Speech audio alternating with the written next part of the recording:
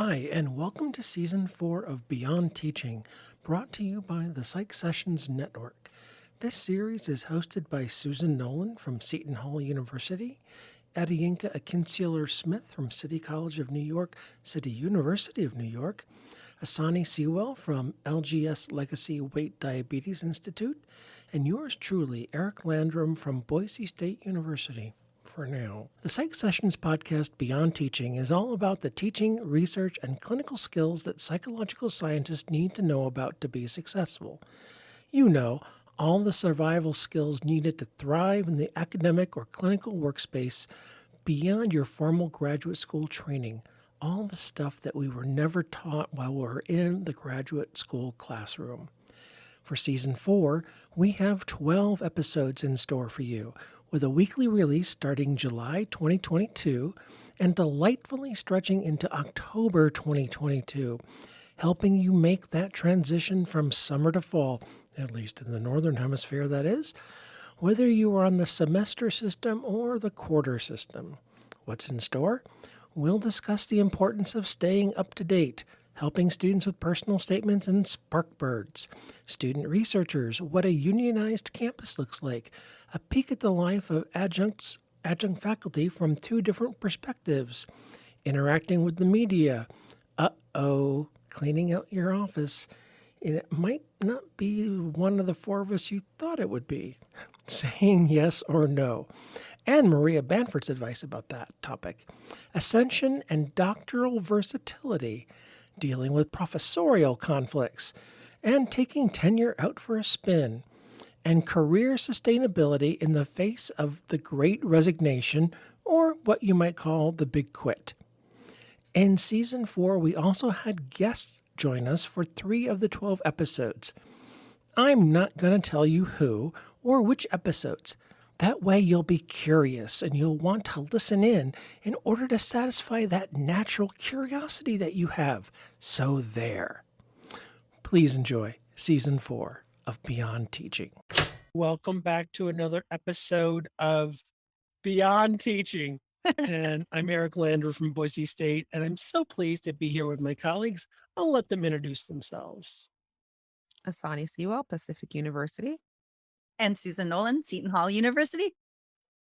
Right. And so thank you for listening with us today. And Asani, you came up with a topic for us to chat about. Do you want to introduce it to our listeners? Yeah, absolutely. So I was in my office recently doing some cleanup, clean out, and going through files and books and things of that sort. And I came across all this paper and I said to myself, what of this do I actually need to keep?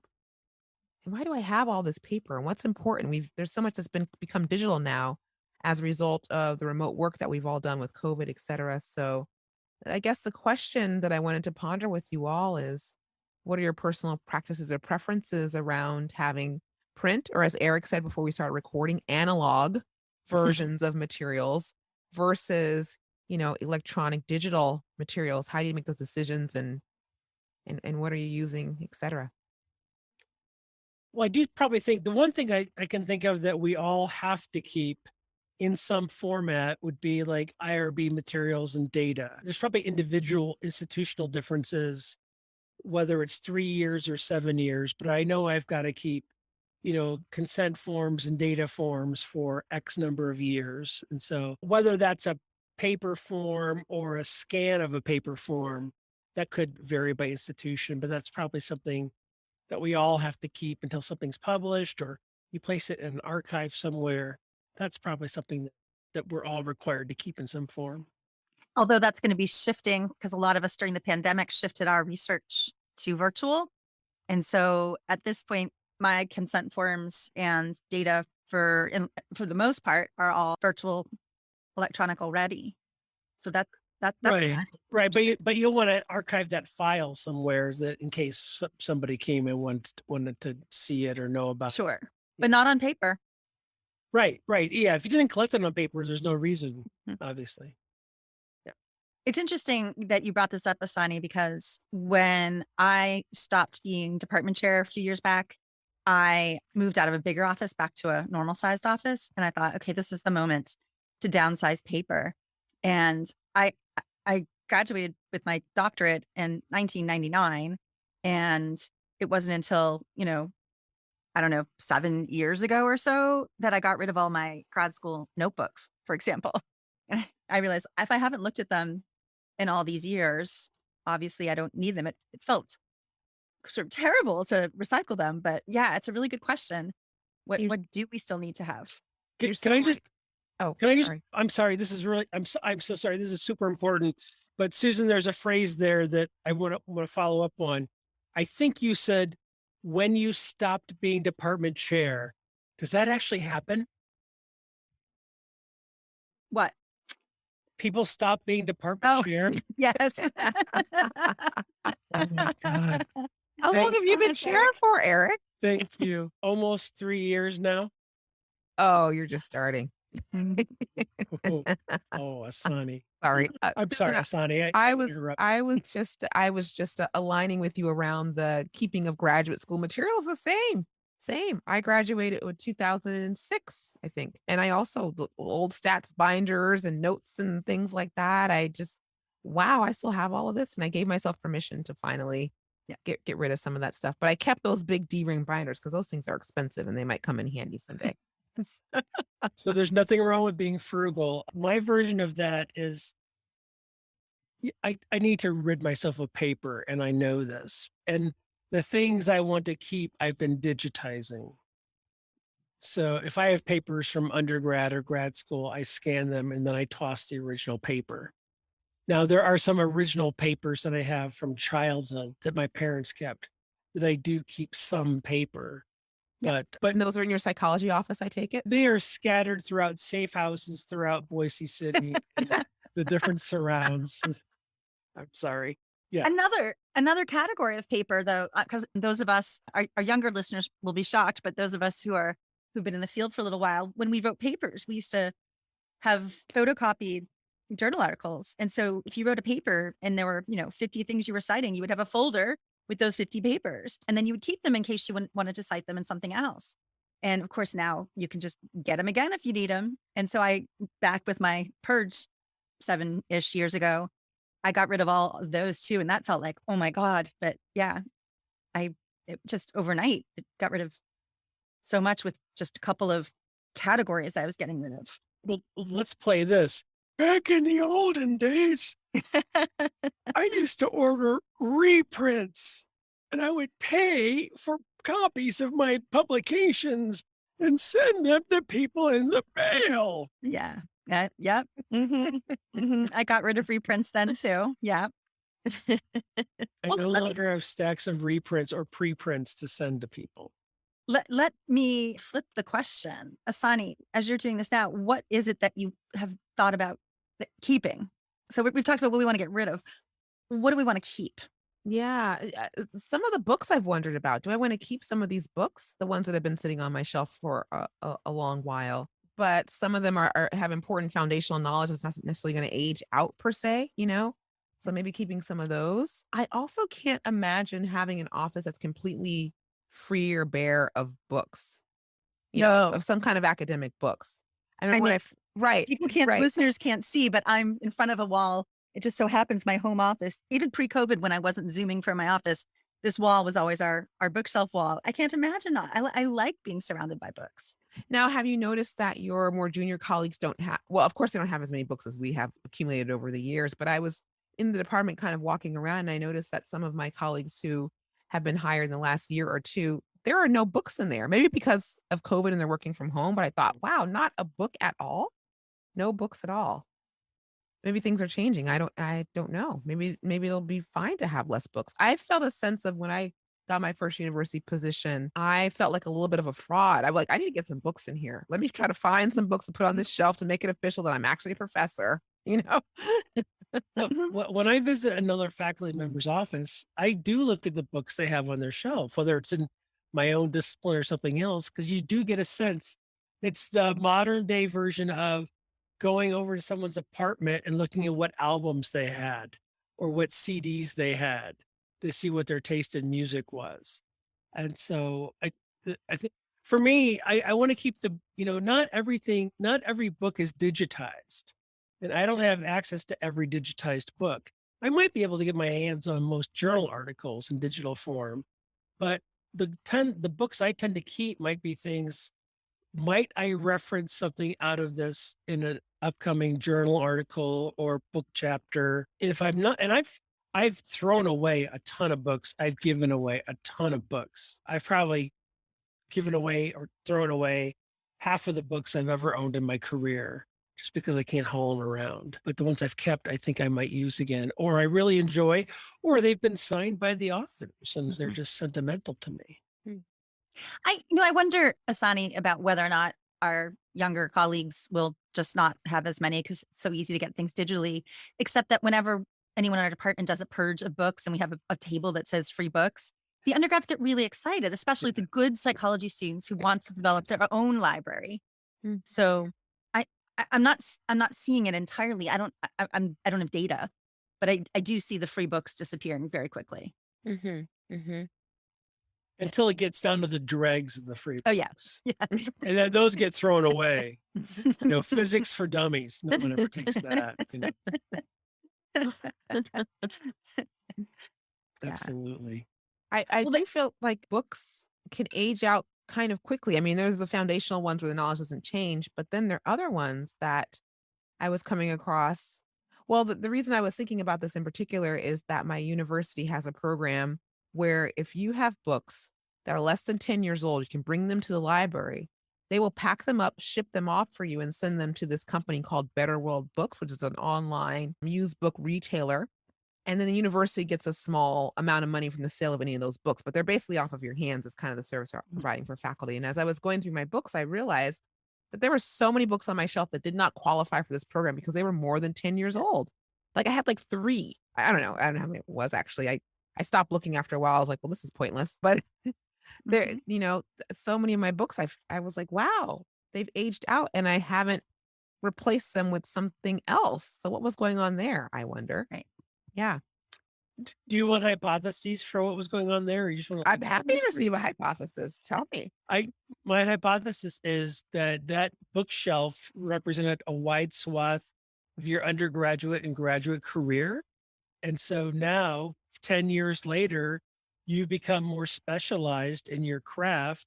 You've taken a deeper dive, and the books that are 2, 3, 4 years old are in your expertise because that's what you want to grow deeper into. And you didn't keep buying books in that wide swath anymore, Mhm, which is why you don't have anything in those areas that are tangential to you.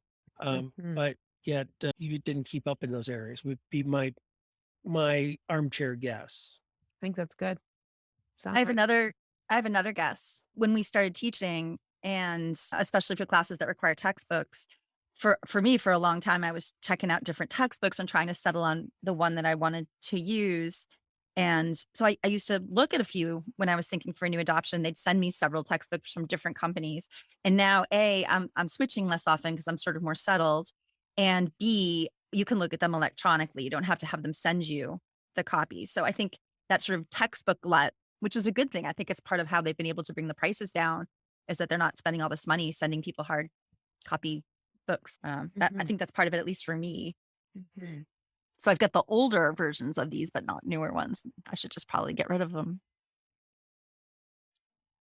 And journals, that's a whole other area. I don't get hard copies of journals anymore. And that, Asani, when you talked about like, oh my God, here I am, a new professor, and I've got no books. I was like, I'm going to get all the journals, and that way I can I can have them lined up on my shelf, and I've gotten rid of all the journals at this point and don't get Yeah, them same. anymore. So I'm the odd man out, which isn't surprising. I do get paper copies of journals, and when I write a journal article, I actually do, Susan. I still do the thing that you stopped doing, which is I print the journal articles and the PDFs for what I think is going to go into that article. And I have the folder with the stack and I hang on to it for a little while after it's published. But that's how, and I know people have electronic systems for that. Yeah. I For me, I need to physically see the stack. I need to visualize the sections of the intro as stacks of the journal articles, stacks of PDFs, paragraph by paragraph.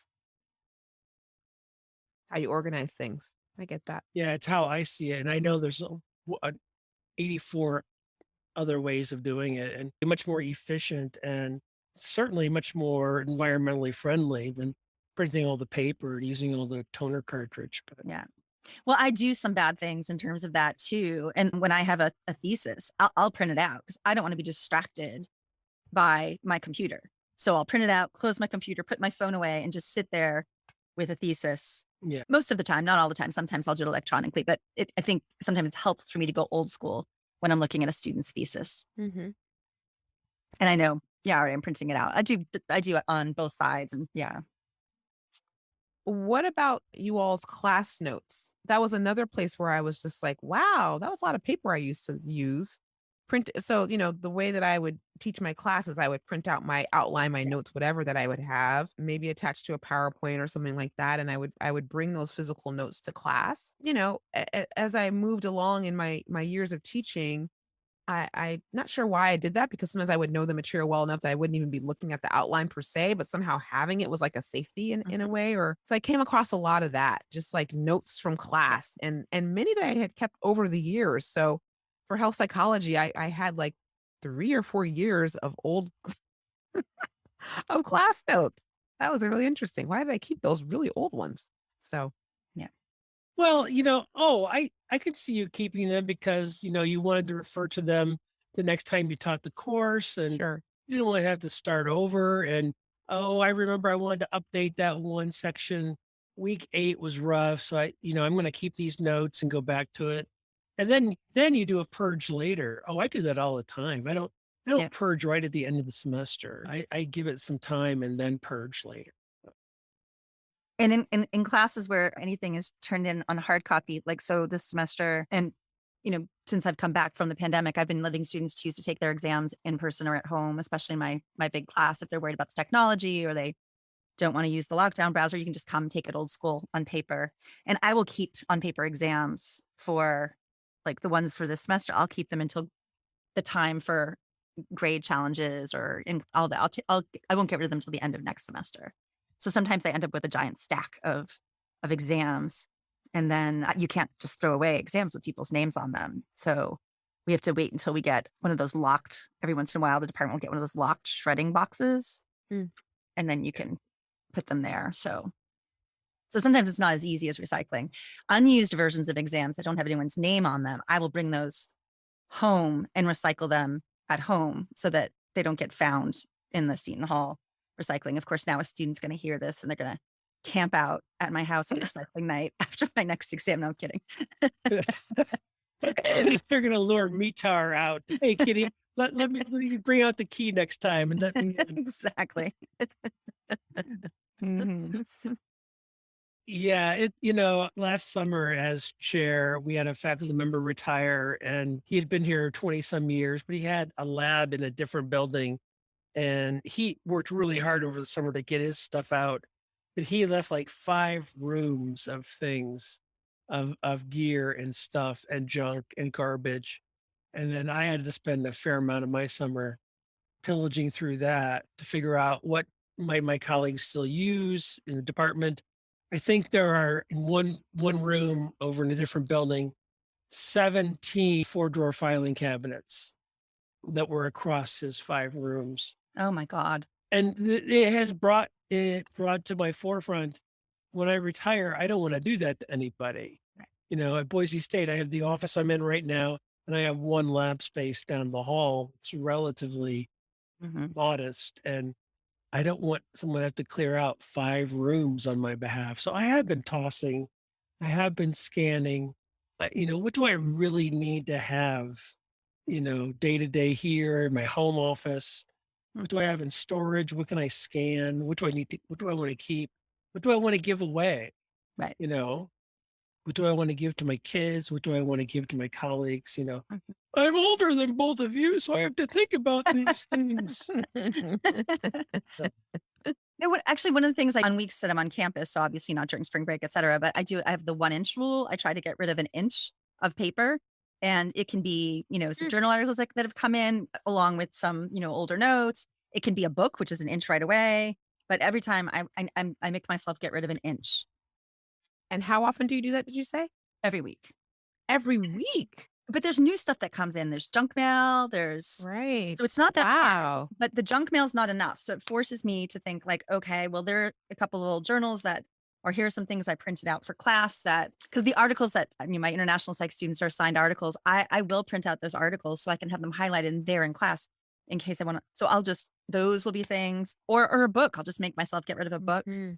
and put it on the almost perennial take a book table that exists somewhere in the department. Well, That helps to be doing it all the time. thank you for providing the title of this episode, What is The- it? The The One 1 Inch Rule. The 1 inch rule. Listen if you want to understand. Hmm. Yeah, I work well with rules in terms of like habits. So if habit is a better word than a rule, because if I don't do it, it's not like I get upset about it, but I like developing habits. And then I don't have after the giant purge, it started with the giant purge after I was chair, but it's been since then that I've tried to keep up with the 1 inch rule.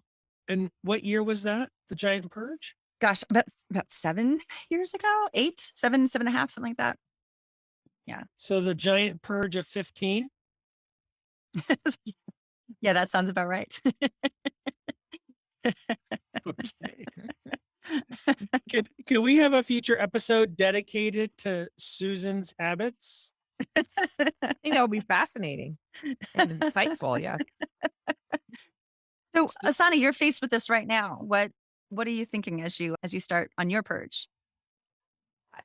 I think that if I've not looked at this stuff in 2 years, which most of it is like I've not looked at in 2 years, the combination of COVID and being on sabbatical, the likely chance is that it's going to be in the recycle slash shred bin, unless I have to retain it because it's an IRB, consent form or things like that. But a lot of it, I think, can probably go away. I think that when I'm thinking about class notes, for example, my way of teaching and noting to myself what needs to change in the class has changed over time of these last couple of years.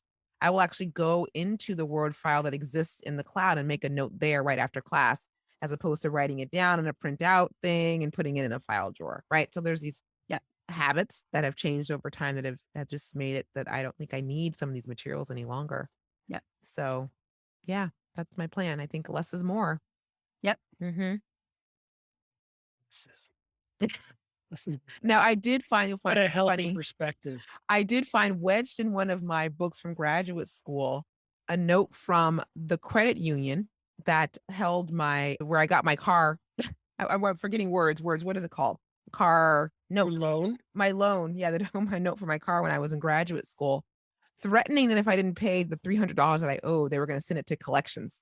So I did find that tucked in one of my graduate school books. I was like, I think I did. Yeah, I did wind up paying that off. A trip down memory lane. That's Oh my right. God. Yeah, you probably don't need that. Don't need that. Nope, don't need that. And maybe in a future episode, not today, Asani, we can ask you to talk about why you were doing what you were doing in your office. Absolutely. If I don't you- know why I felt a little bit caught off guard today to say anything about it, but yes. But you were doing spring cleaning in your Spring office. cleaning in preparation for the future. For the future. Yay. Yes. Very exciting. So that would be lovely. I know we've only got a couple more minutes left. Anything else either of you want to add to our spring cleaning office episode? The 1 inch rule, very effective. Well, I will just add that if you're traveling to a country that's not in the OECD high income group, chances are the universities there don't have as many books as we do. And so if you can think in terms of books that are good, in good condition, recent, not outdated, sometimes it can be cheap to ship books or to bring books in, your luggage. So when I went to Bosnia and Herzegovina for my last sabbatical, I brought a whole bunch of books with me. And I actually asked them in advance, what kinds of books do you need? Do you want? And went around my department and got donations that fit what they wanted and needed. So if you're ever going to a country that might be in that position, ask. And that's a good way to get rid of books and feel good about it. Yeah, even if I sent them to one of those countries and they turned around and sold them, I wouldn't care. Right. because Right. they can use it for what they need and they know better than I do. Yep. Mhm. So Yep. Well, thanks for this great topic, Asani. Yeah, thank you.